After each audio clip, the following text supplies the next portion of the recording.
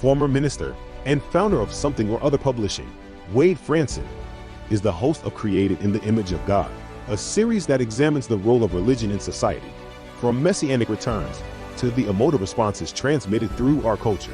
Wade fearlessly addresses reality claims from all directions, objectively exploring their compatibility with Holy Scripture. Joining him is Daniel Sanderson, CEO of Planksip, an international philosophy and cultural media outlet, helping emerging thought leaders with personal branding by co-creating organic content. Tonight's episode, In Search of Noah's Ark.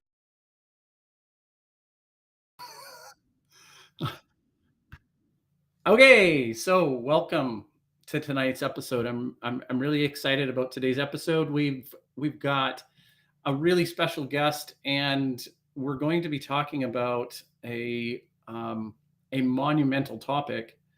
Tonight's topic is actually directly and indirectly related to the search of Noah's Ark. And I know this is a religious podcast. It's a religious show, so I think everybody who is tuning in is going to be quite surprised and quite intrigued by tonight's guest, because the man literally wrote the book on this mountainous adventure. So I want to invite somebody into the studio, and we're going to talk about his book. It's called Full Moon Over Noah's Ark. This is an odyssey to Mount Ararat and beyond. This is Rick Antonson. I'm going to bring him into the studio, and here we go. How you doing, Rick? I'm really well, and thank you for having me aboard. Right on. I think we still have a little bit of remnants of a what would we call it, a Google Meet. Now there's probably a bit of an echo going on, so let me get out of that. That did not work at all. That was a bit of a problem.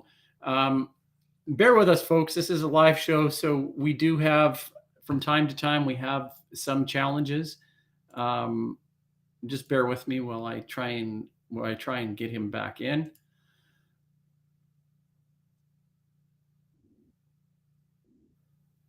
Okay, we're back. Okay. So, the best of shows, it's actually pretty funny. The best of shows, there's always an element of technical difficulties with a live show, and tonight's no exception. We have Rick back into the studio, and let's see if we can bring him in. There he is. Okay, do you get any echo from me, or does this work as you want it to work? It works perfect. I think we're good. All right. Just so that the audience knows, well, let's kind of go from the top down on some of the technical issues. I'm still ghosting in a weird way. I updated my video cards and a bunch of different stuff, so I'm running a very complicated AV setup that is going to give me this like delayed reaction. I hope that the sound is working a little bit better, but we do have Rick in studio, and it was really interesting. We went through a bit of a hiccup, and this is maybe case in point for future guests. Safari is just not compatible with Restream, is it, Rick?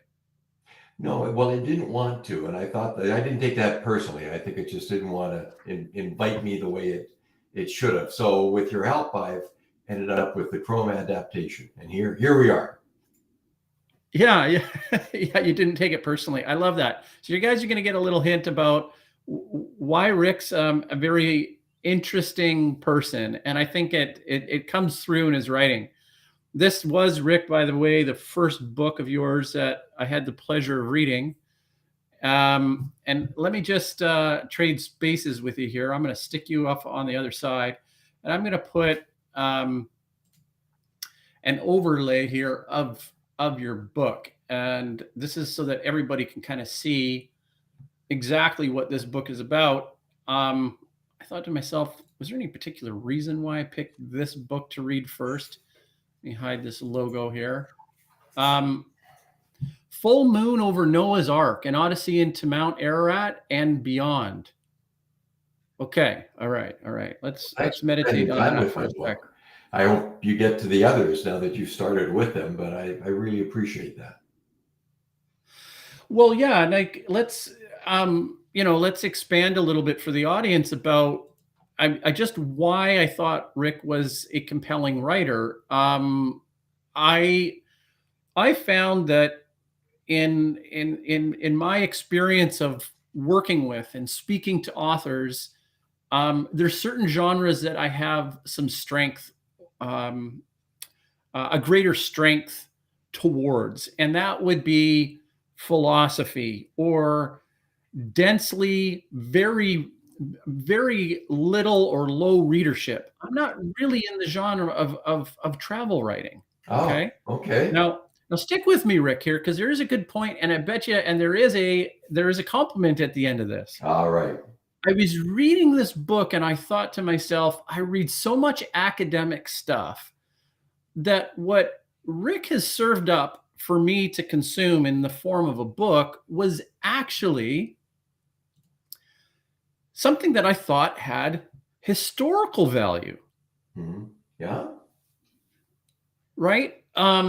You're touching on cultural differences and struggles from the Armenian people, which I had no idea about at all. I had Yeah. no idea about this struggle, and I thought, you know what? That's a perfect entry point in today's conversation. So, can you tell us a little bit about the cultural differences that you discovered while on this journey of writing that book? And did you anticipate that? Because it came in your mind that I just want to tackle a mountain. Is that Well, I had read about Mount Ararat as a child. I heard the story of Noah's Ark allegedly encountering Mount Ararat. That whole story that is in history well known or well told, and in religious circles it is well known. So there's no news about that. I had read about others who had attempted to go to Mount Ararat, whether with the intent of climbing it or being there or seeing a place of great note, or for some actually going and seeking, perhaps they thought they would find some remnants of Noah's Ark. So that motivation of going, I had gone on solo journeys before. I'd gone to out of the way places. The whole possibility of trekking on Mount Ararat, let alone maybe joining an expedition to the summit, intrigued me. So I went. In terms of anticipation, though, that part of the world has been so complex for so long that I think any manner of, hey, this is what I'm going to encounter that I may have had in my mind was going to be tossed about, because perceptions are one thing, but being there, having the insights of someone local who can tell you their take on things, that's what's really valid. So encountering the story of Armenian genocide, or encountering the story about Kurdish fighting for independence, or learning about Turkey as a country, or eventually standing on the top of the mountain on the cover of the book, where you look into Armenia and you look into Iran while you're in itself in eastern Turkey. You're in disputed lands. Mount Ararat is something that the Kurds think may one day be part of an independent Kurdish nation. The Armenians believe should actually be part of today's Armenia. Turkey holds it as their own, and they've got the military power or wherewithal to keep it that way. So when you talk about the cultural differences, or you ask about them, I think my anticipation was that I had to be open. I take it as a covenant with myself as a traveler, separate perhaps from being a travel writer, but as a traveler, the onus is on me when traveling to meet as many people as I possibly can who are different than me. Different religiously, maybe different languages, from different places, eating different food, drinking different drinks. Just, I love that difference. And I feel that responsible travelers want to meet the different that So that throws you right into the complexity of cultures. Yeah, and I because I read a lot of academic material, I've said before, I kind of breathe with the gods, and so breathing with the gods means you're spending a lot of time with the classics, Mhm. and what you give voice to in I think in a really honest way is the people, and I guess you've kind of elevated my appreciation for travel writing. Well, And that I thank you for saying, yeah, but you come at it yeah. I as mean, we don't want the guests. We don't want anybody's heads to get too big or anything like that. yeah, But there's no risk of that in me. There are always book no, readers out there who will help take you down a notch because they went on a different journey and they're one day going to write a book, but they haven't gotten around to it, but they know it'll be better than yours. So there's always that. But I know so no worry about that. I do take to heart though that what you say or respecting the travel writing could come from an amateur historian, someone who treats travel as worthy of great respect. And so on a journey, one always wonders, what will they return with? And lots of people, lots of those listening to this right now have had extraordinary trips. They've had either lengthy journeys or they've had just phenomenal short duration but impactful experiences. The fact that rolls out from that is that most travel experiences that any of us have might sustain a magazine article, perhaps a podcast, maybe be merit going on an extended Facebook posting or something. Very few travel endeavors could support a book length treatment, because to make that work, you need the narrative thread of a journey filled with incident and anecdote. It can't be recounting a diary of entries.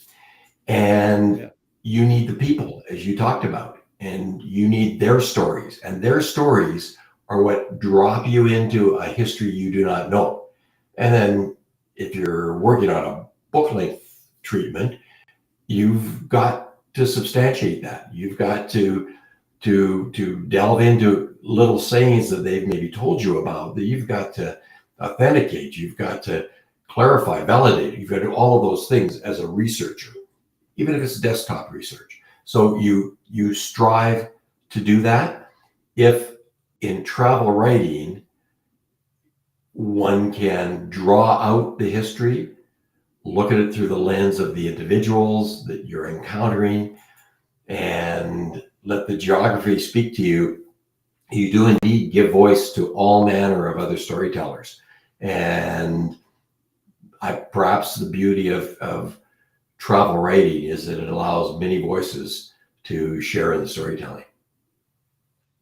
Yeah, that's really cool. So if I'm echoing back what I heard you explain, is that there are some techniques that you can use to tease out the importance of a journey or the writability or the worthiness of a journey. But there's also, I would imagine, some journeys that you've been on that just haven't actually developed or matured into anything worthy enough to actually write a book on. Have you had any disappointments with some of your traveling? No disappointments. I've never been disappointed in a travel experience. That doesn't mean it always has been exemplary, but I enjoy the difficulties, the challenges, the inconveniences, all of that come with travel. So I don't get fussed and end up saying, well, that wasn't a good day. I'm not wired that way. But in terms of writing, I didn't begin to go on journeys with the intention of becoming travel book author. And yet that's what happened. So my first journey was to Timbuktu, long thought of as the most remote place on earth. And you and I could not go there today without the fear of being kidnapped bait. When I went some years ago, I wasn't making methodical notes in a way that would let me arrive home and then say, okay, now I can write about the journey. That wasn't what was going on in my life or my expectations. I didn't have the time to do that. And in fact, while I'm an inveterate note taker, I'll do it while we're talking. It's something I enjoy doing to jog my memory. I'm not a journal keeper and I am not a diarist. So I had several scribblers, notebooks, different sizes that I take along with me, pick them up at the airport. And I would pick one up and write something that I was thinking about. And for my own amusement, or a catchphrase, or I'm an eavesdropper, so I heard gossip, whatever. I might note these down. And I might be noting down now, and then 20 minutes later or later on tonight, pick up a totally different scribbler and write in it. And what I'd not done on my Timbuktu journey was date things or write them in sequence, or even with the book turned the right way up all the time. So when I returned and I began to research more and think that maybe I would tell about my journey, I didn't know whether it would be 10,000 words or 20 or 30. I ended up writing 120,000 words. It became a book of about 88,000 words after editing, trimming, honing my skills and homing in on the necessary.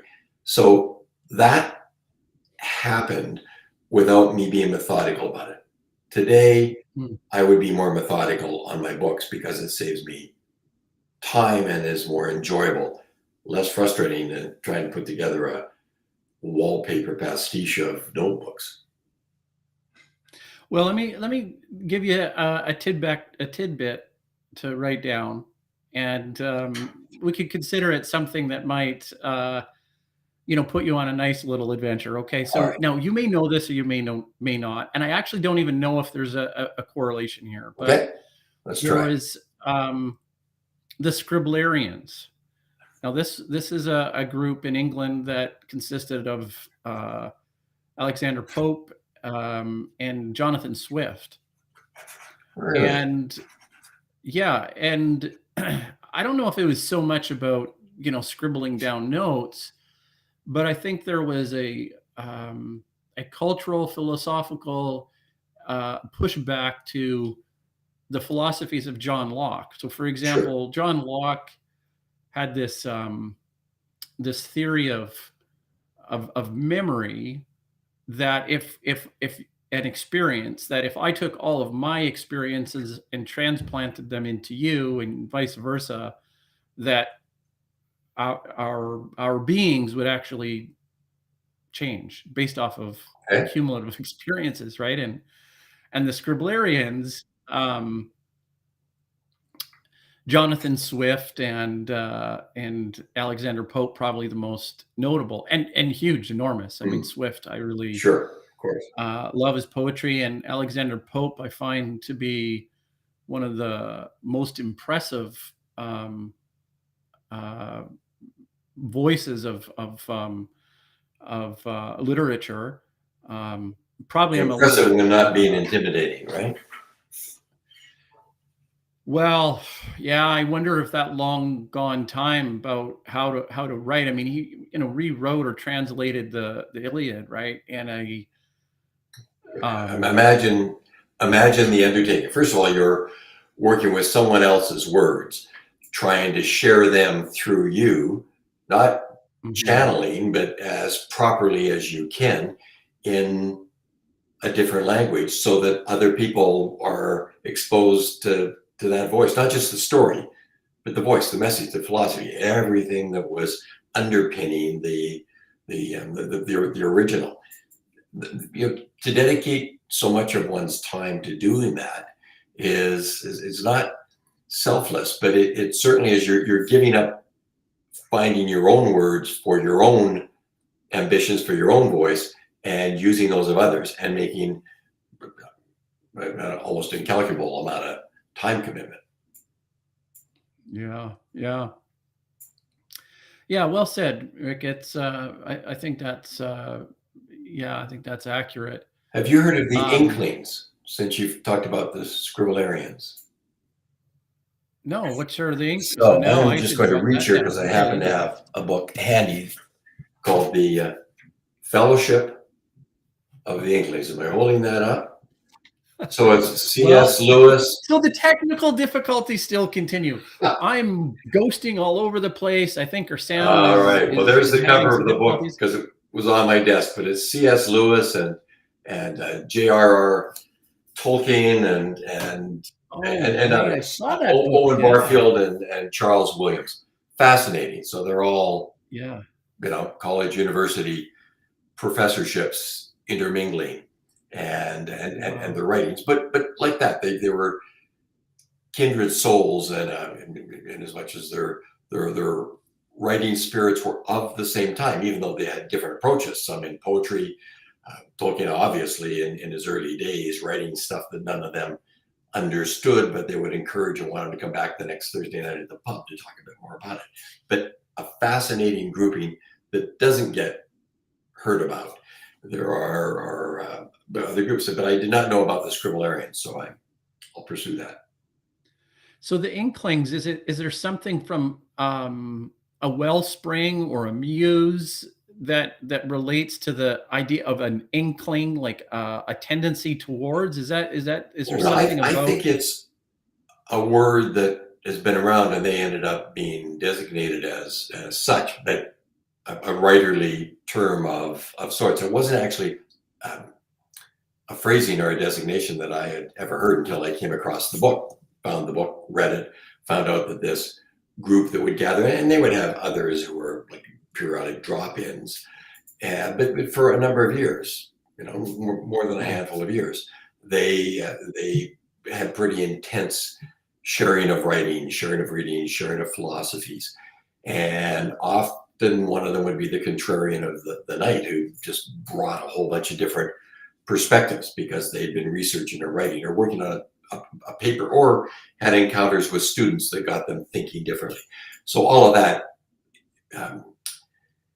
enabled a pretty vigorous set of discussions and really cool friendships. And then, of course, Tolkien went on to become rather well known, and Lewis became well known, and others dropped by the wayside. But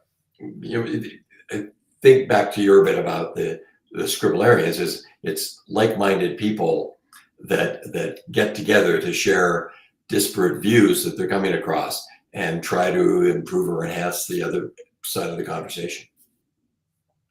So I'm going to ask you about young writers. Again, I'm coming at this from networking with other academics, philosophy professors, and I'm going to make a generalization here, but the generalization is that writers in an environment of university, say, there's a push to write for clarity.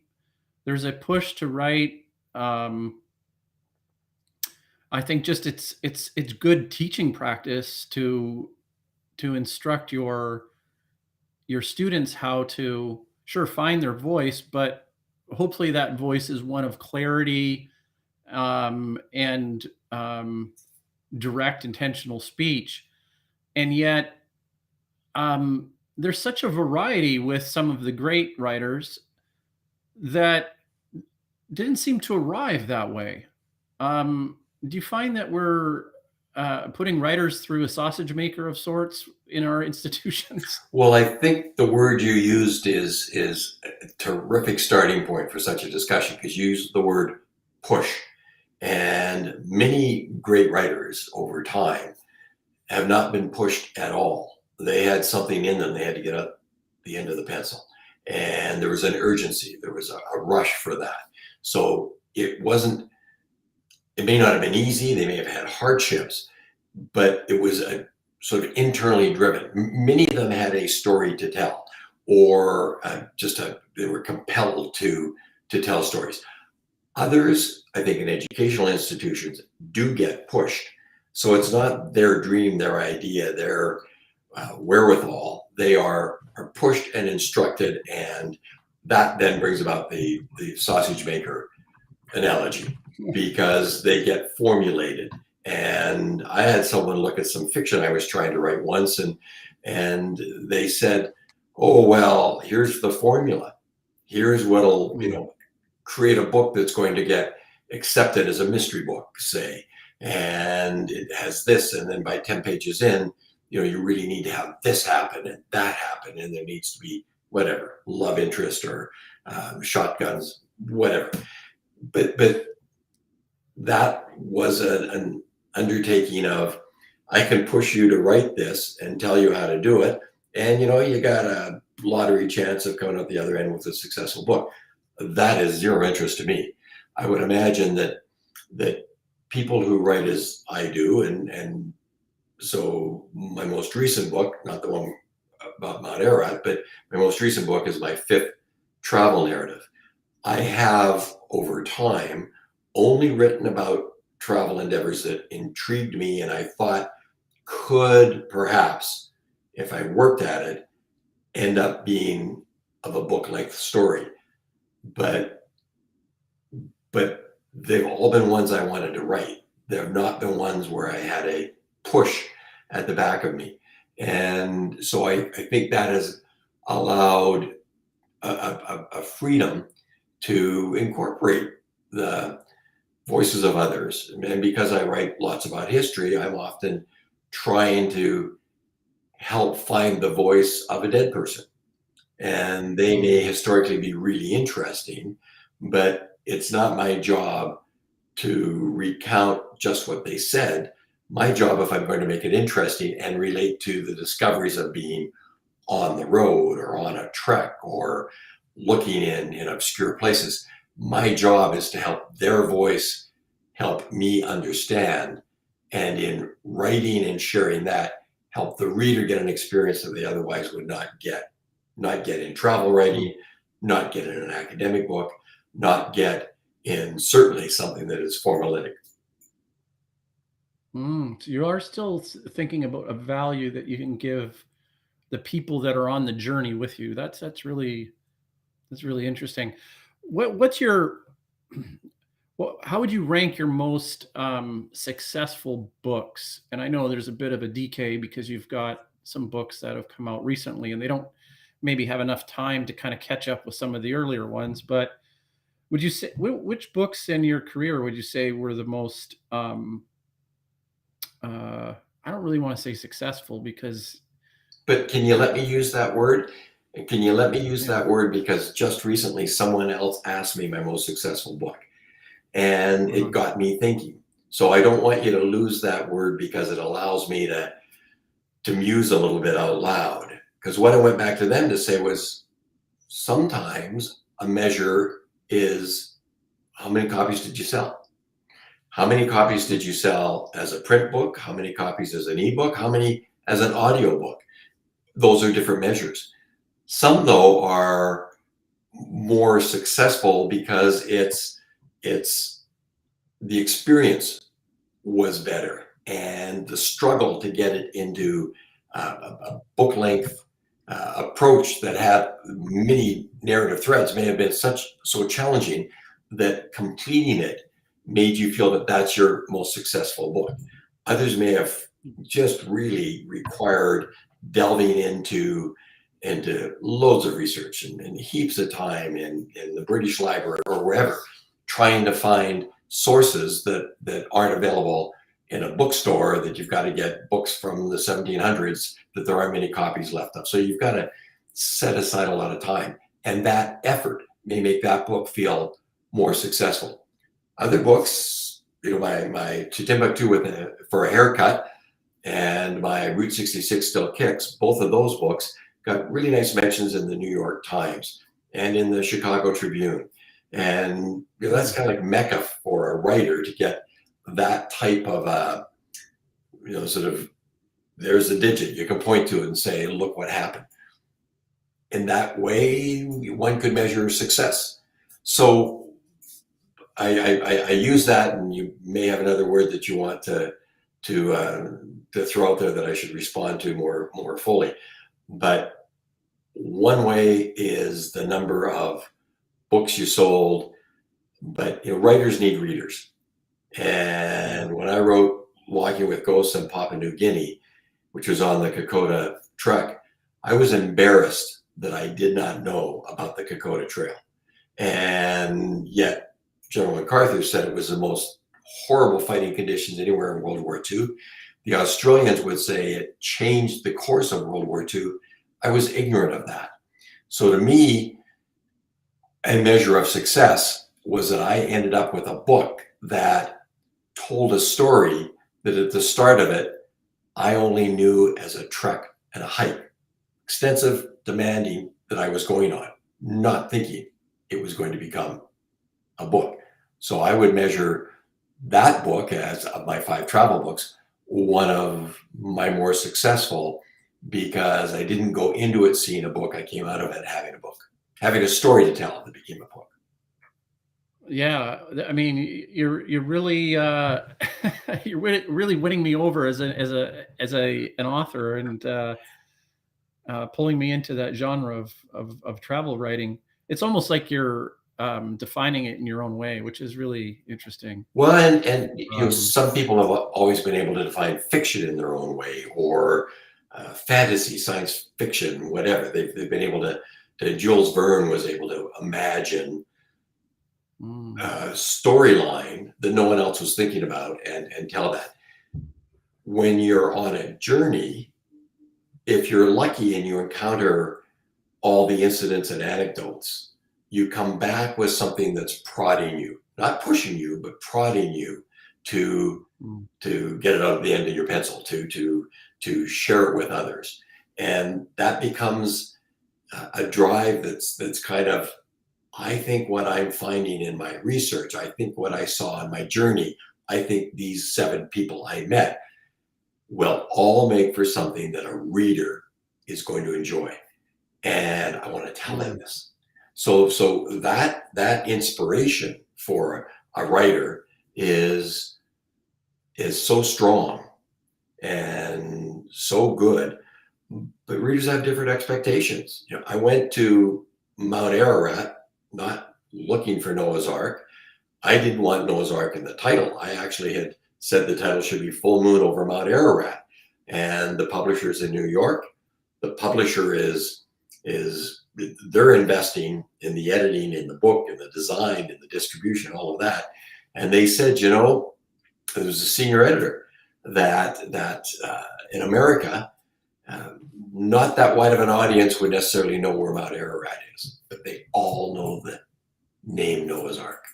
And so the title, instead of my Full Moon over Mount Ararat, became Full Moon over Noah's Ark. So a marketing decision, as it were. Yeah, and I mean, and look at where we're at. We're on a religious podcast that I made that connection because of the audience that we both think that the audience that tunes in and watches the show, they will intuitively like that story of trying to uncover Noah's Ark. And so, yeah, let's spend a little bit of time on that. Okay. So tell me about the idea of the full moon, and I've heard a little bit about the story of trying to find a picture. So maybe you could explain trying to find the picture and maybe coming up short, or what was your vision of having the picture of the full moon, and why the full moon? Like what was it about that anchored you to the serendipity at the start? I was in touch when I was going to go, and I had found someone I thought could perhaps be a guide if I could get to the city of Van in eastern Turkey. They could help me get to Dagaviyazit, and I could join an expedition, as it turned out, 5 people, and get on to Mount Ararat and get as far up as we could. When I was talking with someone about a date, and she happened to be someone helping this guide try to assemble a bit of a group, we picked a date that I thought I could get there, make my way there. And the date was kind of random. And then, this is a serendipity part, within a short while, I realized, looking at a calendar, that I would be a day away on the supposed summit, estimated sort of targeted summit evening, because you go up at night, so you're at the top of the mountain for sunrise. I would be there a day before the full moon. So I sent a note and said, is there any chance we could just juggle this? Because right now they were still trying to find some other people to go along to make it a viable expedition, and people with mountaineering experience or the willingness to train and everything, because Ararat's 17,000 foot high mountain. They said, yeah, we could juggle that. So in my mind, I was going to be a part of the ascent under a full moon, and all of that imagery was very, very exciting. So then back down all of this, and my son Brent, who is a writer, essayist, has a new book coming out and about travel. But at the time, he was teaching English in Iraq, and my wife was living in Europe, working, and so I was going to be there. And then we decided we could get to Armenia. I needed to get to Armenia. It's the other side of Mount Ararat from the side I'd come up in Turkey. I needed to get to Armenia. I needed more information, more understanding, because some early ascents had gone in from the Armenian side, as we would call it today.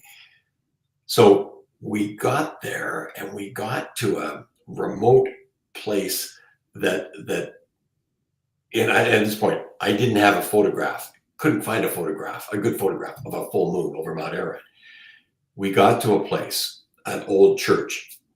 And Armenia is the oldest Christian nation on the planet. It's been a core of them forever. So as a country, as a nation. And so we're at what at one point was a religious establishment, still partly, but had travelers going there as well, a little bit of a tribute that people would want to do. And there was a photographer taking pictures there, old wizened man.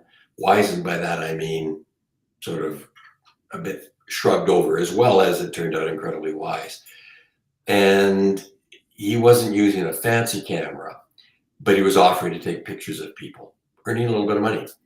So we talked to him, and we asked if he by any chance had a photograph of a full moon over Mount Ararat. He ended up taking us to his home and giving us a photograph of full moon over Mount Ararat. It's actually on the back of the sort of technical glitches, notwithstanding, it's on the back of the book. Yeah. So that was a wonderful find, a great story.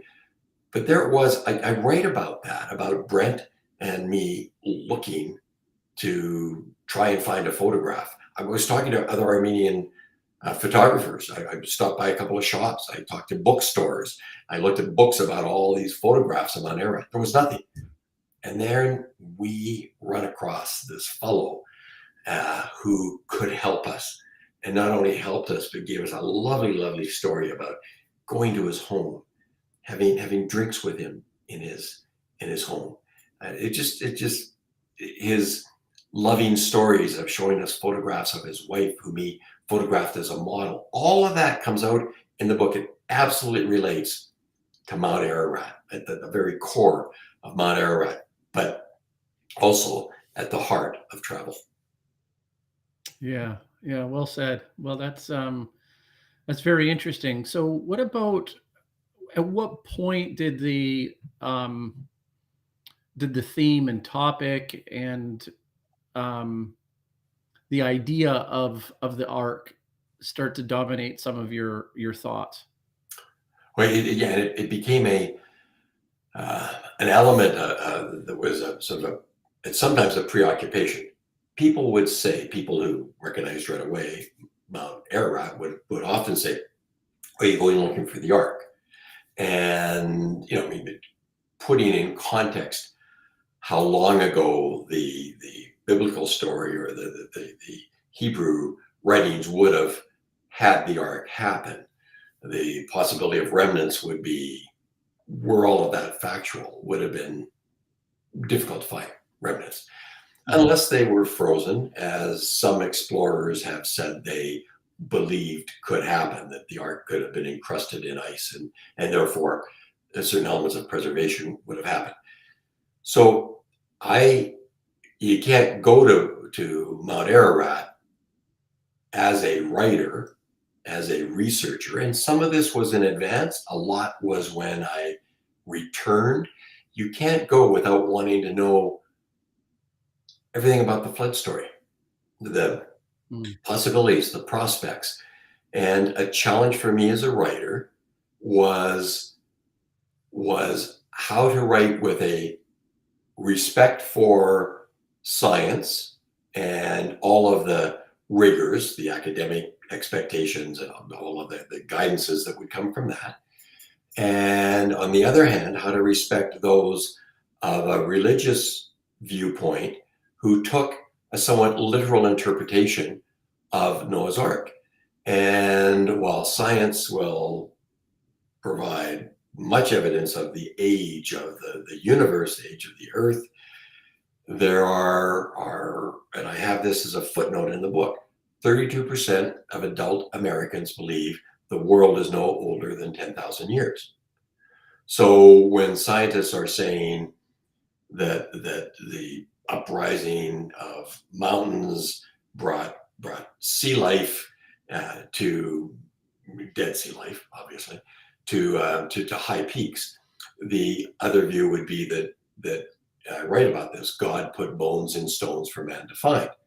So while I'm trying to write so that neither science or someone of a religious persuasion would think I'm writing tongue in cheek, I have to respect both views in the telling of the story, laying down what turned out to be an hypothesis that I take personally could easily be defended as a source for the flood story that became the biblical Noah's Ark story. So I can talk about that.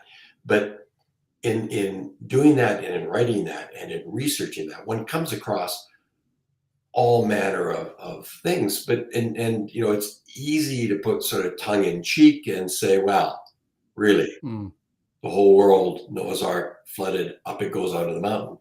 But John Irwin, an American astronaut who's been to the moon twice, arguably more knowledgeable about me than anyone else when it comes to science, a man of substantial bearing and credentials and academic training. He led 3 expeditions to Mount Ararat in search of Noah's Ark. So as a travel writer, as a reporter, and doing that, there's no way to undercut that and say that a man of means and education should not be accorded full respect for his endeavors. So I do that. On the other hand, science would call into question the ability of a flood of that magnitude to happen. So I'm left with, as a writer, what hypothesis would I put forward in my book, and I do, that could have led to the flood story that eventually could have ended up in the Bible.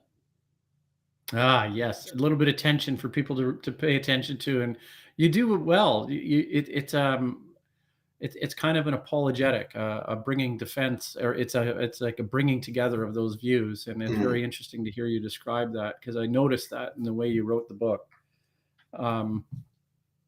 I've been on kind of a similar mission on this show, because I've said that, what is the secular philosopher doing? Well, in today's episode and last week's episode, I ended up hosting it by myself. That's only because Wade's indisposed of for the last couple of weeks. He's doing a really interesting, and he was so disappointed that he couldn't come for this one. So we might have to have you back. Well, he's done things like, he, in his early days, I think he was on the dig in David, the big excavation site at David, and really traveled all over the world. So I think you guys would have a lot to yes, there when the wall came down, I think in Germany, and he's traveled to Russia as well as you have with your son, um, and been behind the Iron Curtain, so to speak. So I know he would be really excited, and he kind of flies at a faster flywheel than me, so he probably would spur off a bunch of. I like to really listen to the guests. I'm not saying that he doesn't, but he kind of speeds things along really quickly, and it's such a different sort of pace. Anyways, I wanted to maybe ask you. Well, I want to ask you about a little bit more contemporary state of the world sort of question. I know it's a bit of a pivot, but what do you think about the current state of affairs with Russia and geopolitics, the way they're unfolding? You've got such a good breadth of understanding and skills when it comes to different cultures. What's really happening with some of the stuff in the world today? How can you summarize and make sense of some of this stuff? I once heard someone say, and I've repurposed this on occasion as I'll do now, to I wish I could remember the name so I could credit them with saying it, but I think it fits here. And this is what they said: what was isn't, what is won't be. And we live in an utterly fascinating time, possibly the most fascinating time ever. And we have hardship in front of us on the news every day, whether it's immigrants trying to get across a big body of water and get to Europe, or whether it's the Ukraine, Russia, absolute unhappy nonsense, or whether it's going back to the moon, or it's a sub that goes down so far and then implodes. And all of that science happens right around us. And it pushes us, and there's the word push, where it's, I think, really, really a strong impetus. It pushes us to become philosophical about things, because otherwise you can't cope with it. It pushes us to realize that even if you have a strong religious faith, that really bad stuff happens. But it also gives us this sense of for people who enjoy reading about history or writing about history as I do, you realize that you pass through the complexity of a real set of international geopolitical cock-up right now, which every morning you kind of feel is take what you know and throw it like a tossed salad, and see how things settle by noon, because you can expect things to be going in a certain way. You can read all the political momentum that you can identify, whether you're watching BBC or CNN, or you're talking this with a person. I respect you, I know about your background, but it matters not. What we surmise is the current situation, because when we get off this and turn on the news, the world we left behind when we started talking could well be in tumult that we never anticipated within 60 minutes. And the thing is, we will know it. So, I got exposed to Russia many years ago. Then my son Brent was there teaching. Our son Brent was there teaching. Then Brent and his brother, our other son Sean, the three of us traveled across Russia by train. I've been back since. So Russia, and I learned a lot of this through my own experiences, but also through son Brent Anton's eyes, is what a wonderful people, what remarkable food, what a deep culture, what fascinating history that at every point was written with tension in the minds of a writer, but also just reflected that it's never been a country without tension. But the people are beautiful, big hearts, but it's also a country with immense corruption, and now it's under a dictatorial charade that just allows so few people to have so much money, which better spent could, of course, as dictators always do when they hoard the money, better spent, they could have one of the world's best educated societies. They could have one of the world's best economies.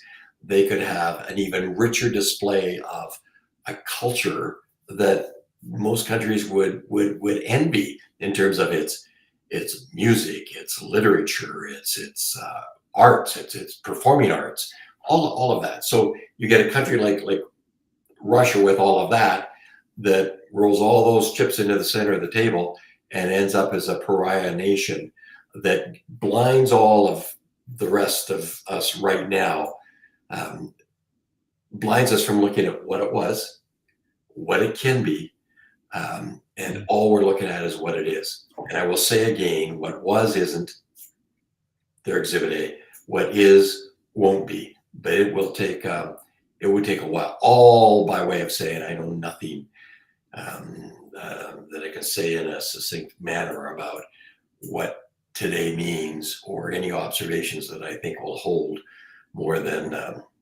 10 minutes. That's wonderful. I'm going to play a short commercial break, and when I come back, I'm going to give you my God hypothesis as a secular believer. But for the audience, stay tuned. We'll be right back. Like that. In a world increasingly disoriented and lacking spiritual values, many are turning to religion as a source of inspiration and comfort.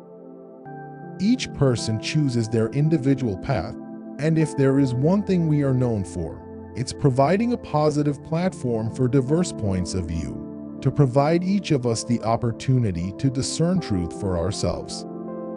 Something or Other Publishing is proud to announce the creation of Royal Falcon Press imprint to feature the unparalleled talent of multiple writers who will bring uplifting and thought-provoking contributions to the body of religious literature, offering current spiritual insights and practical solutions to the challenges we face. Let's grow together as one of the most substantial spiritual communities on the internet. Register and explore a new way to achieve universal wisdom and reinforce your faith with all the surprises Royal Falcon Press has in store for you.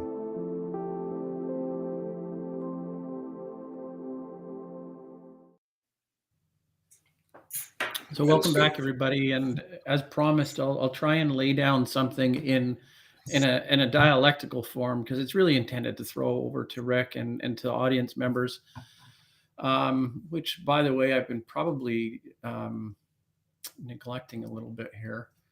So this is what happens when I run everything by myself. Let's have a quick look here. All right, we're not doing too bad with the audience, but so the God hypothesis in this is that I've said before that I've kind of changed how I identify. I guess, right? This is kind of I'm trying to set myself up here for something, but as just a secular believer, and I actually leave that believer dangling, because to whoever's listening to that, whoever's interpreting that, can be taken in a few different ways, and I feel I don't even need to defend it. I think, get to know me and then understand what that means. But the idea of religion is that I've softened around it quite a bit and tried to appreciate the beauty of it and focus on the wisdom of religion.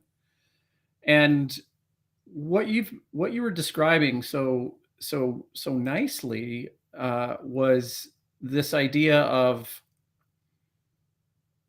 a phenomenal, like an experiential moment in time where you relinquish yourself into, there is an unknown that we can't fully predict. And how do we face that with grace how do we face that with wisdom? I think that embodiment is what religion tries to capture, at least in the main traditions that have survived. And so I'm implicitly referring to something that is evolutionary to say, well, has it survived? Well, yeah, has it stood the test of time? Um, Now, certain biologists and scientists might uh, stand up and say anathema, but I I don't care. It's not I'm not putting forward an analytical statement.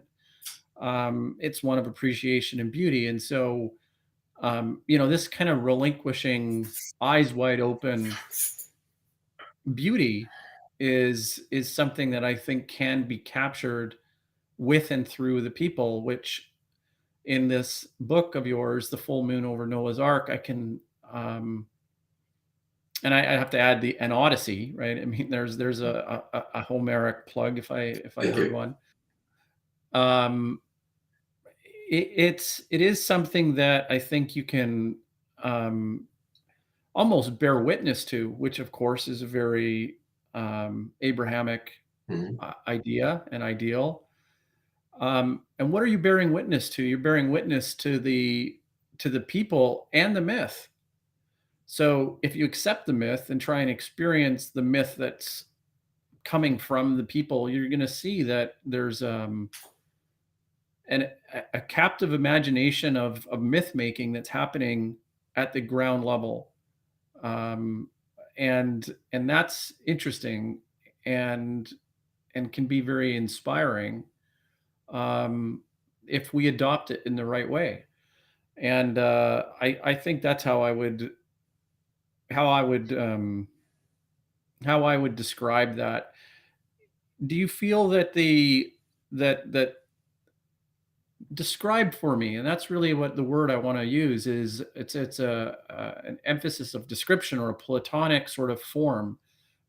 Start to loosely shape for me what the myth making around the ark is turning into, um not predictive, not what it's going to be tomorrow, but what is it starting to mean um for the cultures around Mount Ararat.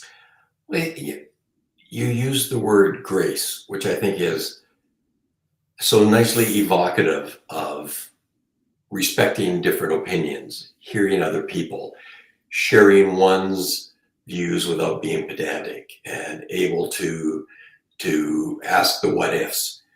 And one hears of the notion of possibilians, that everything to some people who are neither atheists or agnostics or believers, who would simply acknowledge we today as humble humans know so little, that everything that gets put out there is possible, could be possible.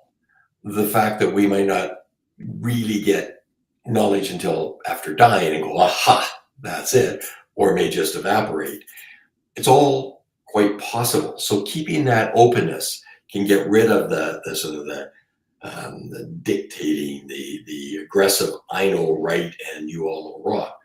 So I would encounter those who say, well, Noah's Ark. I mean, it's not even a legend, it's a myth. It's who could fabricate this impossibility? Others would say, well, maybe it didn't really happen the way it happened, with the entire world being flooded, where all the water come from, where it all go. But could something have brought about a salvation story, salvation being survival story, that ended up working its way down, word of mouth perhaps, eventually written down, end up in the Bible, that people of faith use it, whether as an allegory or as a sort of a pseudonym for other things going on in life, but they use it to anchor, that doesn't sound like a pun, anchor part of their faith in a renewal, in a revival, in a fresh start. So it ends up with a religious application that then unfortunately gets buffeted by centuries of people editing the written word and so forth.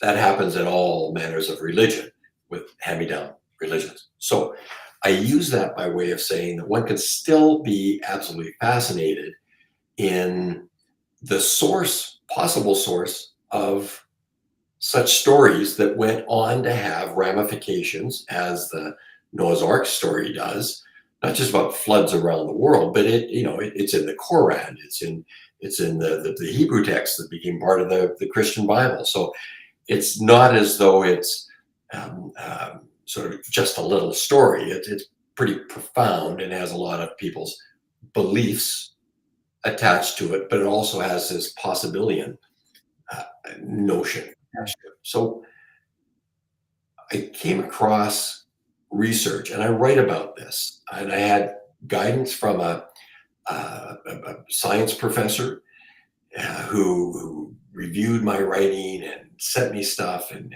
it was really, really, I thought, instructive to me and helpful. It kept me on a factual basis. So if one looks at this as being measurable, when the last ice age was ending 10,000 years ago, by sort of 65 BCE, or before the Common Era, or before Christ, depending on how one designates it, but long ago, the waters of the world were rising because of the melting ice. They were rising up to 300 feet.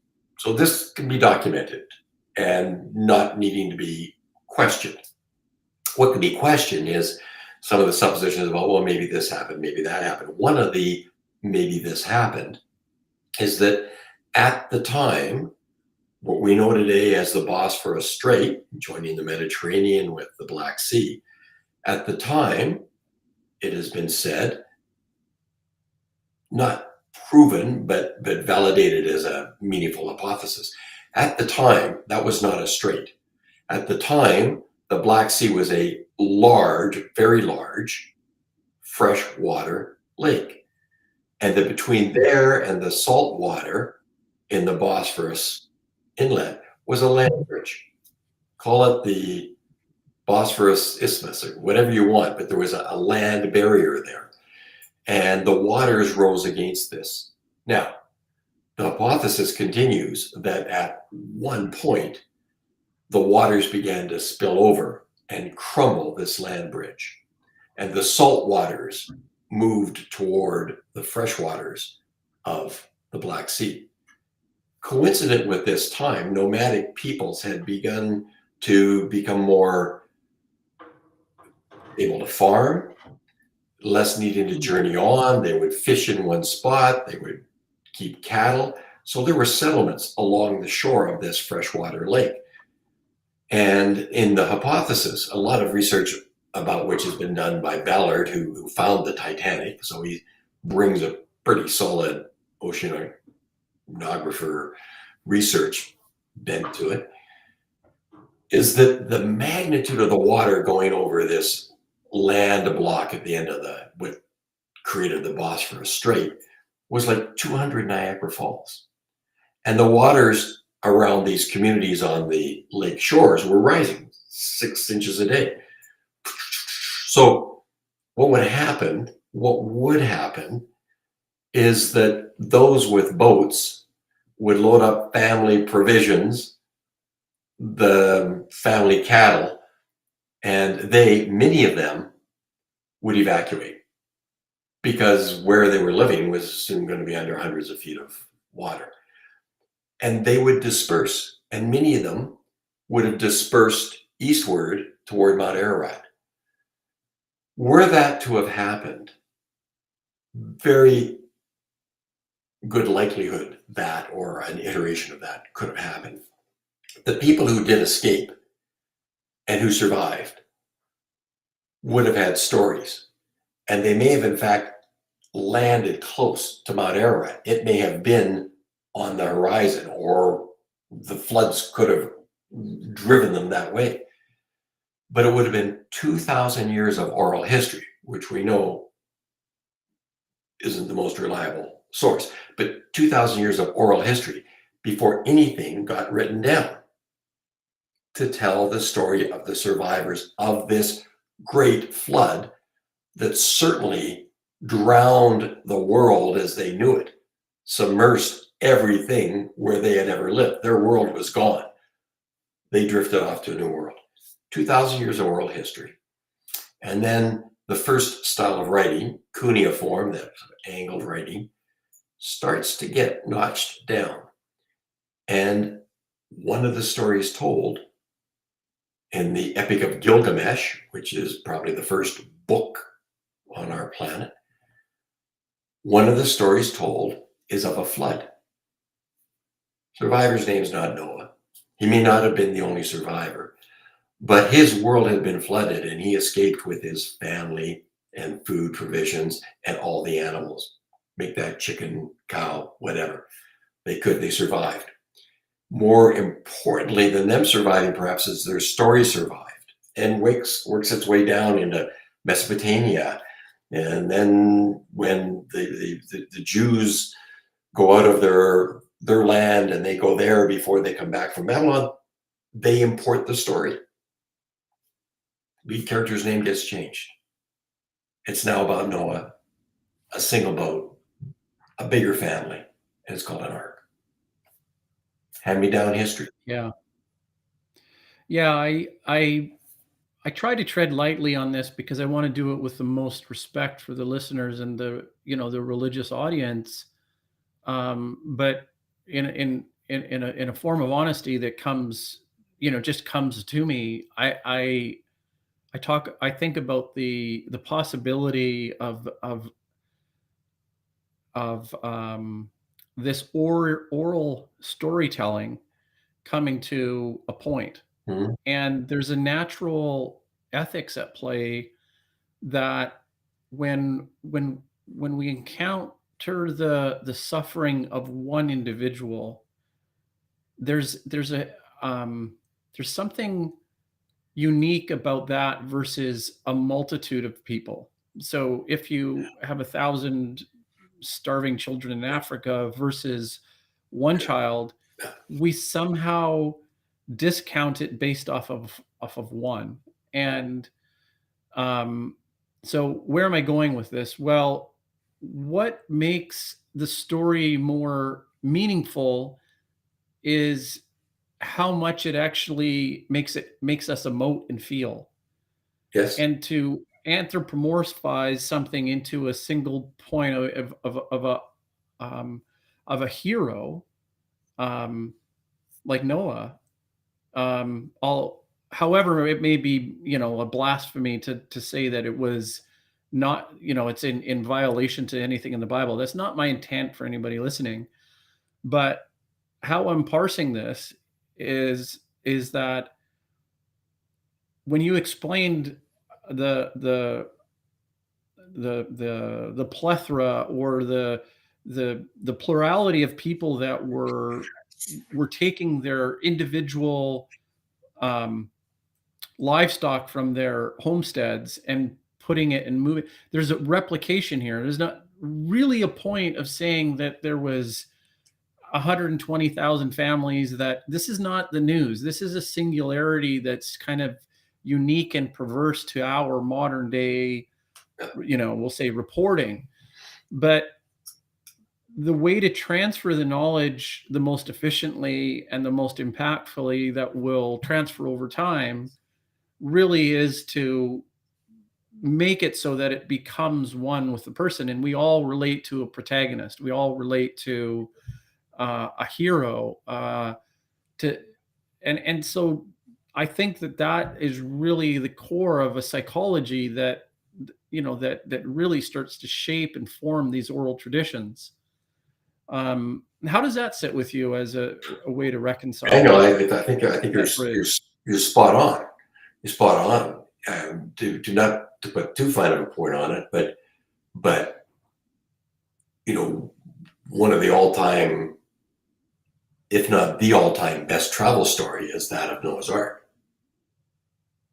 So for a travel writer, When you want incident and anecdote, and you want unusual destinations, and you want a journey that you get to talk about that not everybody else has had, and you want it to cart along with it all sorts of hidden expectations and secrets and vengeance and turmoil and tension and everything else. There's not a better travel story. So it begged to be told. And I'm with you, Daniel. You hit it when you talk about, these aren't your words, but tragedy when it's singular is so much more hurtful, and you take it in. It's the tragedy of a local child drowning in a ditch, as opposed to 1,000 starving to death in a land that people don't know. There's one just overwhelms you with the personal implications, the fear, what if it happened to my family, all of that. Whereas the other is more remote. So if there were, pick a number, a dozen or 300 people that were fishing along the banks of the shores of the Black Sea when it was a freshwater lake, and all the rising waters had them sprint together the boats, and within a few days those that didn't have boats started to build boats. I mean, whatever backstory you want to take with you, they get in the boats because that's the only way to survive. They can't outrun the waters that keep on coming in. Off they go. So other stories go other ways, but the ones that ended up related to Mount Ararat, and then got the oral history down to others that maybe needed that story. That maybe they needed and wanted that story, and where it can err on the side of making it difficult to believe is that it couldn't help but kind of get embellished. If you take the hypothesis I'm putting out and you take that as a possibility, and were that to happen, the storytellers, for all of their sins, take over, and they fine tune the story, and they find something that resonates with the audience, and that gets carried forward. Bad stories tend to die. They tend to be left behind. There are lots of bad travel books that don't have any traction. There are lots of people that come back from trips and they've had exciting times, but they're poor storytellers. On the other hand, there are those that can take the story of another person, as the Noah story got rewritten by time. That's even people of strong religious belief in the near literalism of the Bible,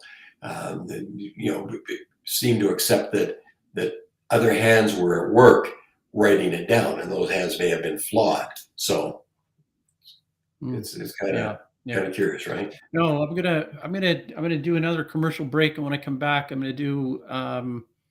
gonna address something that I think will bridge the secular with the religious. So hold on, and I'm building some tension. We'll be right back. I'll be here. Thank you. And welcome to Something or Other Publishing, or as our friends like to call us, Soup. Soup is a platform that connects authors, readers, and service providers in one convenient place. Choose Soup if you're an author with a great book idea and you're looking for a publisher offering hands-on coaching in some of the best royalties in the business.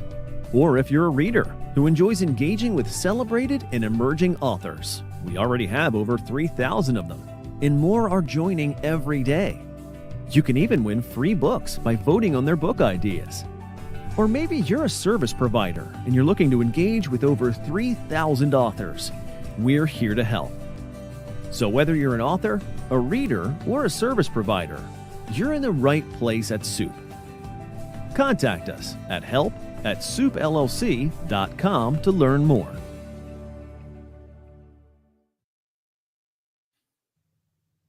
Okay, I'm back again here with Rick Antonson, the author of Full Moon Over Noah's Ark. We've been talking about it at length for the last hour and 20 minutes. I've really enjoyed your time. And as promised before we went to the last commercial break, I said I would address something. And it's a double meaning because it's literally an address. 221 Baker Street, 221B Baker Street is the fictional home of one Sherlock Holmes. And we have to ask ourselves, well, I mean, first of all, the address doesn't actually exist because it doesn't go to 221. But we have to actually ask ourselves, what's more real in the minds of millions of people? Any one of the people that live on Baker Street, right? Or Sherlock Holmes.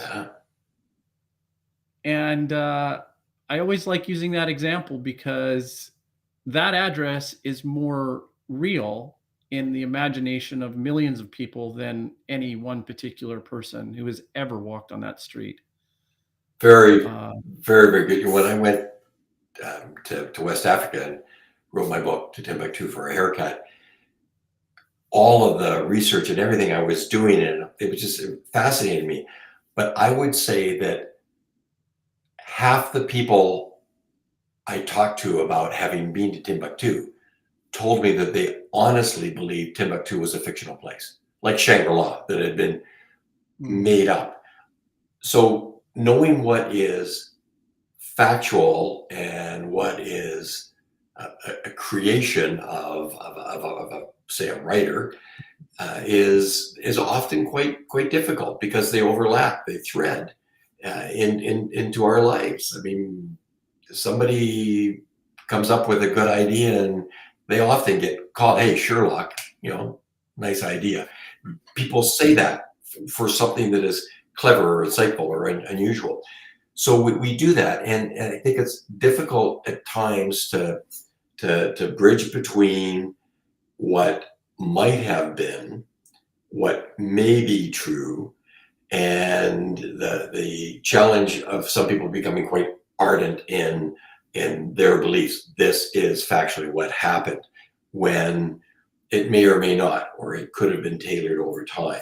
And that's difficult because people who have belief systems or people of faith have every reason to have their inner feelings validated, and yet on the other hand, I would encounter people who were all tongue-in-cheek about the possibility of Noah's Ark, and when I would tell them an hypothesis that I thought lent itself to a real life set of circumstances that over time wound its way into a book that people hold dearly to, the Bible or the Hebrew writings or the Quran, which doesn't reference Mount Ararat, but it references the Ark and NUH with a circumflex over the U character, all of that, or this, I can hold it up and I'm not sure it shows, but this is a replica from the British Museum of the flood tablet, which is taken from the Epic of Gilgamesh, and this is where that story was first written down before it later on appeared in other societies, other nationalities, other groups of people looking for something that had a form of an origin story, or in this case, not an origin story, but a revival, sort of a second chance story. Yeah, no, that's cool. I'm going to put this book up again here, and tell the audience where you can find more of your work. I mean, part of it here is we've got Rick Anton right at the bottom. It's not just this book. You've got 5 or 6 published books. Is that right? I have 8 published books, but 5 of them are travel books. So the first was To Timbuktu for a Haircut, and that's about West Africa. The second was Route 66 Still Kicks, and that was about driving America's main street. The third was Full Moon over Noah's Ark, and that's the Odyssey to Mount Ararat and beyond, because I was in Iraq and then Turkey and Iran and Armenia.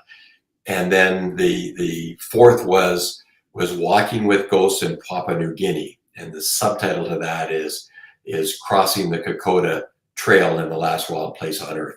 My most recent book, which just came out a month or so ago, is called A Train Beyond the Mountains, and it's journeys on the Rocky Mountain here. And it's the history of the politics and the construction, all of the very difficult things, the displacement of indigenous peoples, everything that came about during the building of the Canadian Pacific Railway, which really is what forged the nation of Canada.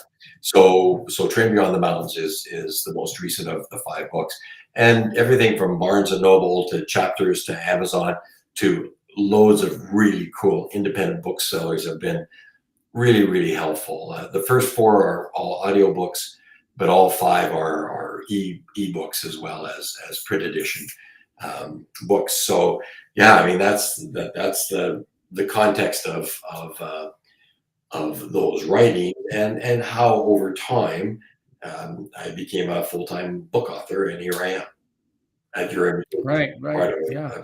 I found a really engaging conversation. And you're in retirement age, so it's not like you've given up and you've said, "Oh, I'm done writing. I'm going to go and retire now." It's something that you've blended into a retirement hobby. So it must be something you really love to do. It's a job. I mean, I had a career in tourism. I spent 20-some years as president and CEO of Tourism Vancouver, and involved a lot internationally with marketing and destinations, and the advocacy that came with tourism development, lots of things like that, concerns about tourism development, over tourism. So I was very active in that. I retired from that so I could spend full time as a book author. So that was 9 years ago, and today I am a full-time book author. I work at my book writing 40 hours a week, most weeks. Oh, good for you. Good for you. I'm going to play one more, well, maybe a couple more, but I'll play another ad. And when I come back, I'd like to talk a little bit about the advice you'd give new writers. Yes. And yeah, so chew on that while I play this, and we'll be right back. Discover the world's religious traditions like never before with Ocean 2.0 Reader. Our custom ebook reader is designed for exploration and study with an immersive audio integrated reading experience and powerful research tools available on all platforms including web, Windows, macOS, Linux, Android, and iOS. Experience the benefits of immersive reading by combining ear and eye with improved comprehension and vocabulary acquisition. Our interfaith library features books from various religions, so you can have access to a wealth of knowledge. Try Ocean 2.0 Reader today and elevate your reading experience. Well, who says AI isn't taking over the world? It definitely took over whose ever job that was to read that. There you go. But I think it's it maybe allows us to all get things out that we normally wouldn't get things out. Who knows? Whatever. It's another episode about AI. I mean, that's a whole different conversation. But Rick, what can you we span the wisdom of thousands of years, and we talk about the birth of humanity through the Logos. I guess this is kind of the real touch point of religious fundamentalism, is that the beginning of recorded time is exactly that, recorded time written down with for example, like the epics of Gilgamesh, or I'm not sure if linear A, linear B. It's just an inventory. One we don't know, the other one we know. And what about books we've lost? What about early writings that we don't even know? Tragedians. Oh, the ghostly musings. Like, Aristotle actually wrote a dialogue, or we have such a fraction of the those, like I say, the ghostly teasings of the Attic tragedians, right? Like all of those dramas Absolutely. and tragedies and comedies are just, we only have a fraction of them. And I think about how they've shaped us. And what if we found them tomorrow? What if we found the others? Like they at one point found the Epic of Gilgamesh. It was unknown and it was untranslatable. They couldn't decode the cuneiform, even though they knew they had a story there in front of them. So what about those? Exciting that would be. Those were the early writers, some of them young writers. I can't even imagine coming across something and realizing that it is a story and not, and realize that it's from that particular time, like ancient Greece or something, or earlier. Like, that's so amazing. But it will be found in Timbuktu today. There are hundreds of thousands of ancient manuscripts from the 1300s and the 1400s, because there was a time when Timbuktu was more important to Africa than London or Paris have ever been to Europe. It was the center of all things. So gold from the south would come to trade with salt from the north, an ounce of each worth an ounce of the other. But under a benevolent governorship of the time, they had many madrasas, 20 some odd madrasas, universities, and scholars, those who could write, would if a camel caravan came in, 30 camels or 300 camels, it was detained until the scholars at the universities copied all of the writings that were there. And those manuscripts still exist. So many of them have been tucked away in people's houses. Many of them are barely preserved, and they're trying to separate the pages to find out what was being written. Most of them Arabic writing, many of them Hebrew writings. So as they work their way through found existing documents, what news will they come across? What stories will they come across? Because these were writings on optics, on astronomy, on spiritual laws. But most people could not read, and those who could read and write were said to travel the ink roads. And the ink roads went through Timbuktu, to the point that it at one point was said that there was so much in the way of writing there that Timbuktu traded in gold and salt and ink. So we know these stories that have worked their way through. We know music that's worked its way through. And what you and I might agree is some of the most beautiful music in the world, or some of the most important writing in the world, just happens to be what got to us. There could be better music created that just never got published, just never got out there. There were many other books that were candidates for inclusion in the Bible, did not get included. What if a woman's voice had been included and was well known now? How would that change people's perceptions? Blasphemy. We're talking about some. We're talking about the Orthodox.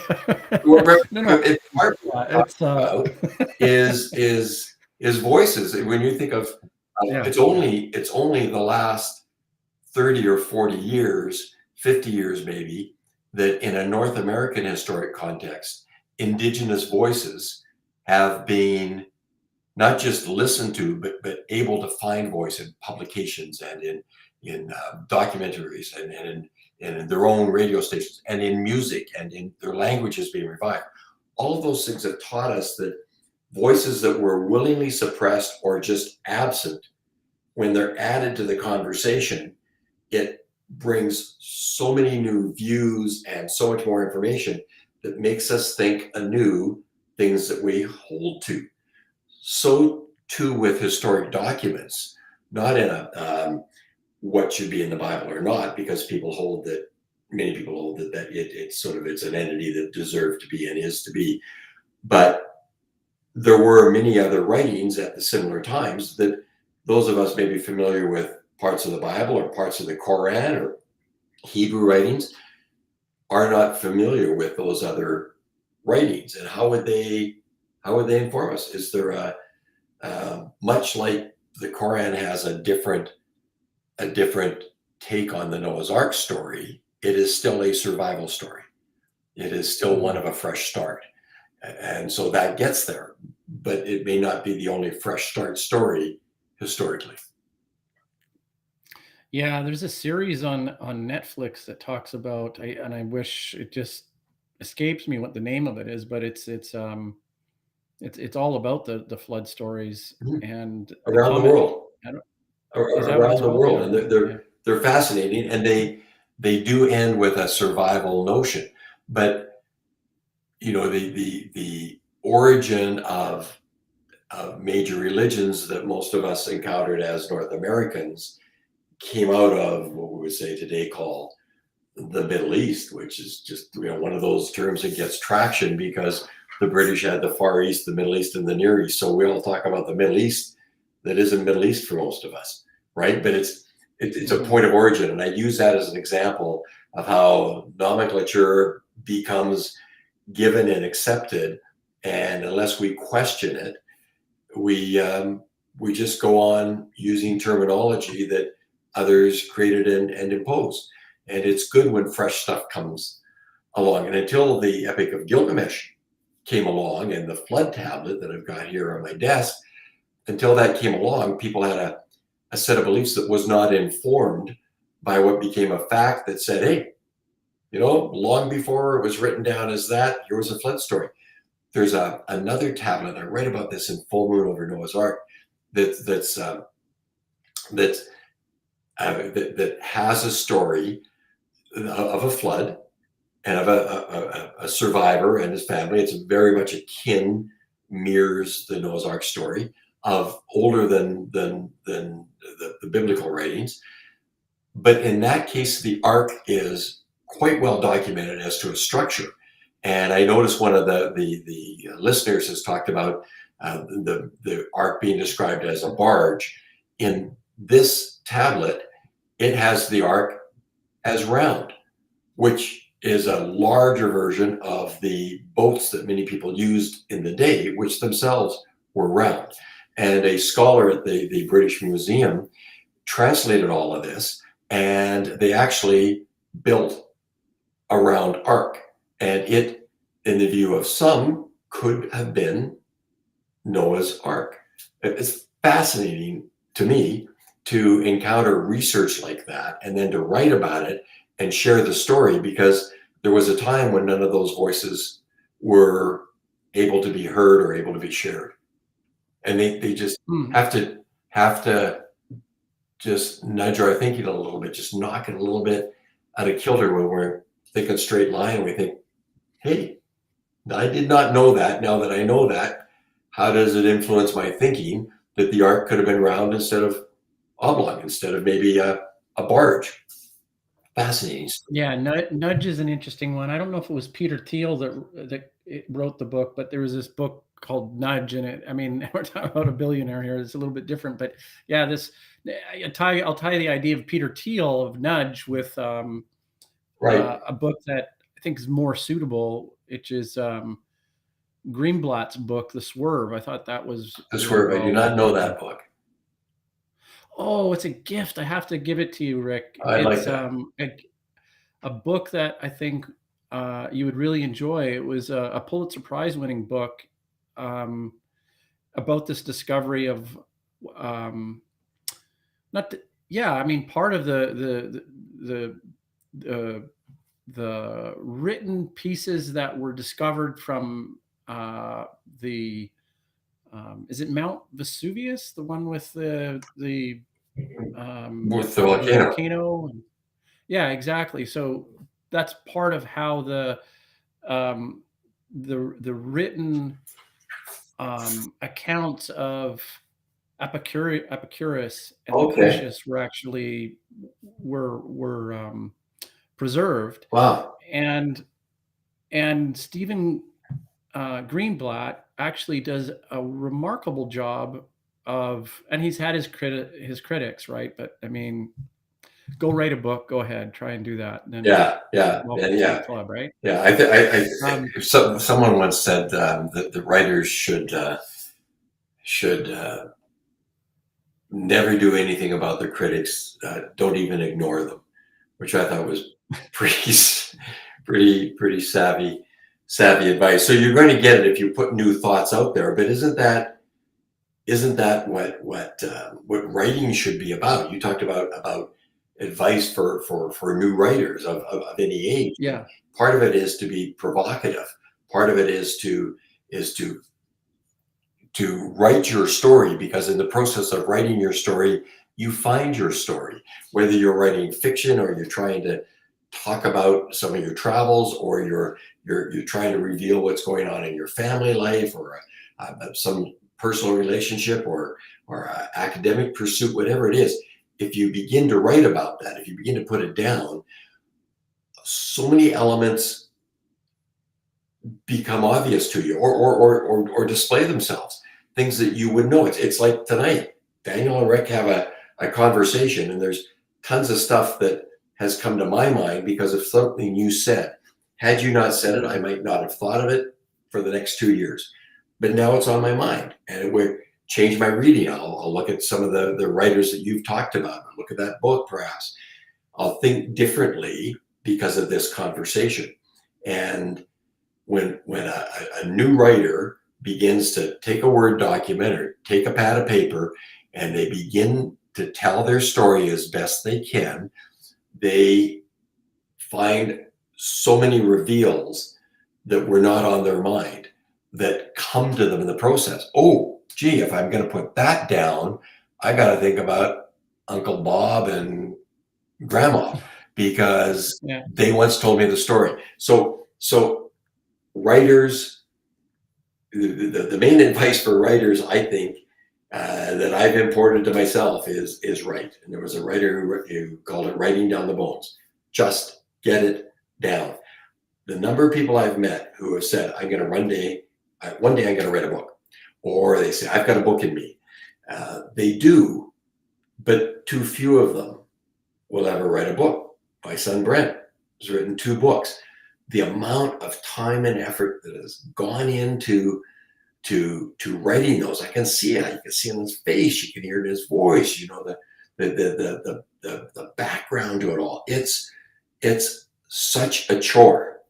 So when people say they could write a book, I think what most people are saying is they would like to have written a book, but they're not going to go through all that chore of doing it, because the difference between wanting to write a book and writing a book comes down to one word: tenacity. Yeah, nicely said. Okay, well, I think that's a good note to end it on.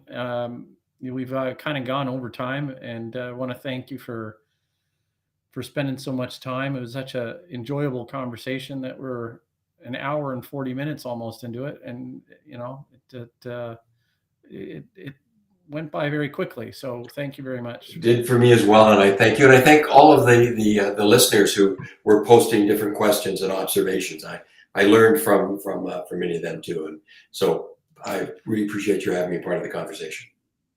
And no insult to any of the people that were posting them. I tried to,